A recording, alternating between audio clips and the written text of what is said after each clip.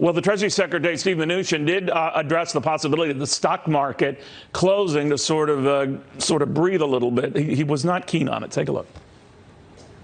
We absolutely believe in keeping the markets open. Okay, Americans need to know they have access to their money.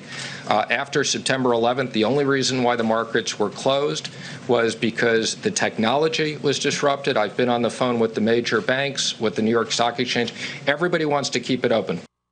All right, to the American Institute for Economic Research President Edward Stringham, Walser Asset Management CEO Rebecca Walser, and Charlie Gasparino joins us right now on the phone. Edward, to you first on what you think the message the administration is sending. We had a reason to close the markets after 9/11. They couldn't open. They were so damaged, and there was flooding at the time, I remember. So they couldn't open. And when they did, days later, as if the notion was that some days would pass and people would be calmer, well, they still tanked. So does the Treasury Secretary have a point? You want to send a signal that you're not going to just walk away from the markets? Oh, certainly, yeah. The markets being open is crucial for the economy, for people to know what business sentiment is in the world. The fact it's dropped so much really shows that people are really worried about supply chain management and, people just being able to work. But it is good today, the fact that markets are up a little bit. We need this pulse on the economy. So I'm glad that they're not broaching that subject of closing the stock exchange. Rebecca, I'm curious what you make of the fact that we can call it stimulus, we can call it just a way of providing cash to the banking system, the corporate world. But if you think about it, interest rates in late August were at around 2.5% for overnight money, now close to zero.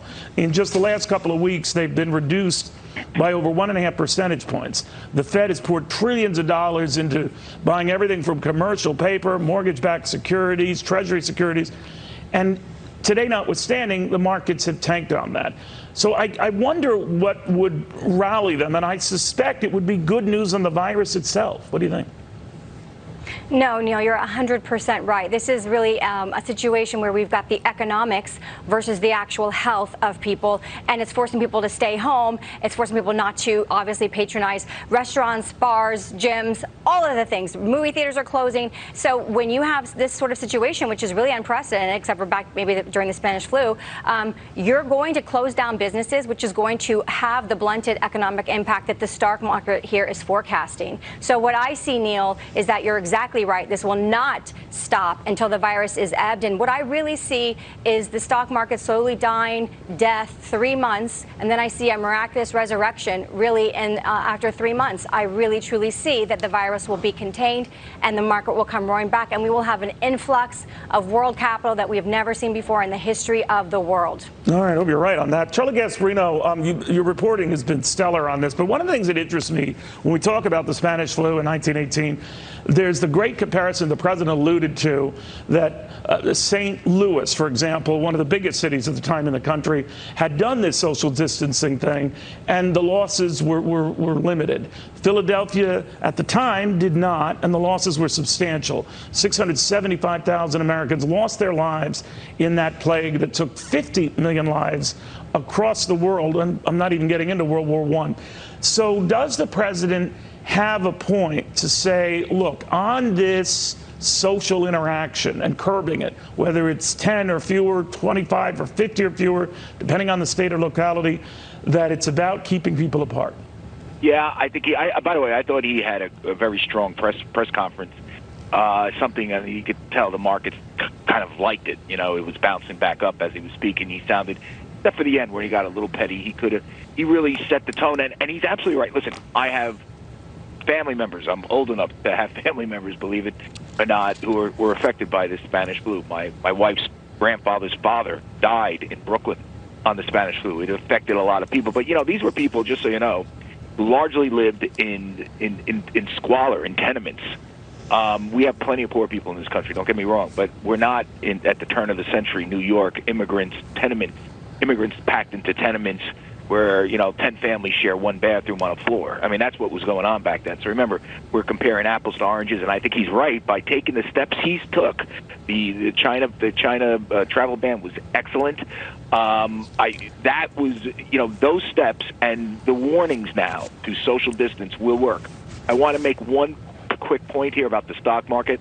Let's not engage in saying this thing is going to come back, the greatest stock market ever when the pent-up demand hits. We don't know. We're in very uncharted territory. And I will say one other thing about the economy, and here's what is kind of scary about it. The Fed has taken all these measures. The Treasury's taken all these measures to help big business. Big business is pretty well capitalized on the whole. Not everyone, but largely well capitalized. They do have debt. They have record numbers of debt because interest rates are so low. But they're better capitalized. Where this really could get hairy for the economy is in small businesses. Small businesses really need to stay open. They're generally consumer driven. They are ground to a halt. I'm talking about restaurants, dry cleaners, right. You name it.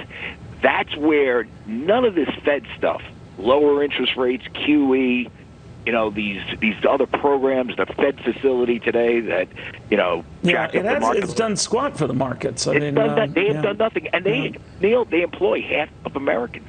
No, you're right. Charlie, thank you very, very much. Rebecca, I wanted to get your quick take on something else that was going on as the president was speaking. A confirmation right now that the number of cases in the U.S. just passed 5,000. A week ago, it was at 1,000. People hear something like that and say, what if this still continues to spiral for a while, maybe months? What's the impact? Well, Neil, I think that that's exactly what I'm saying we need to be prepared for, because we haven't had the test widespread availability. And so we expect fully that the numbers are going to climb as the tests become available. And I expect that to further depress the market.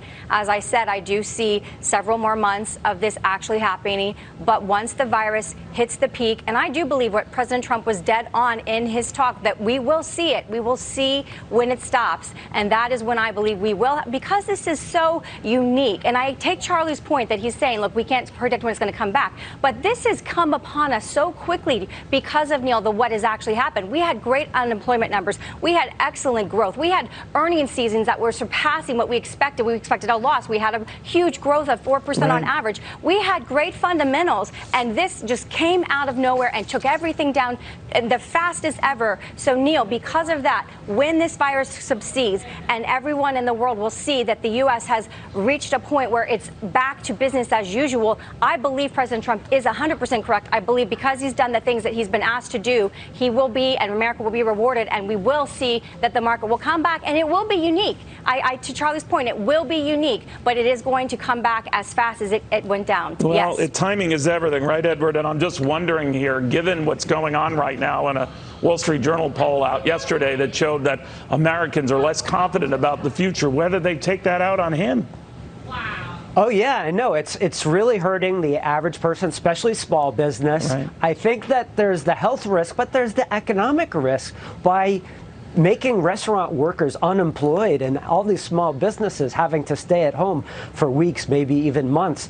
This is going to be a huge burden on them. So I think it's good to slow down the spread of the disease. That's necessary. That's great. But at the same time, if we're being too draconian and destroying the economy in the process, that could actually be even worse. All right, final word on the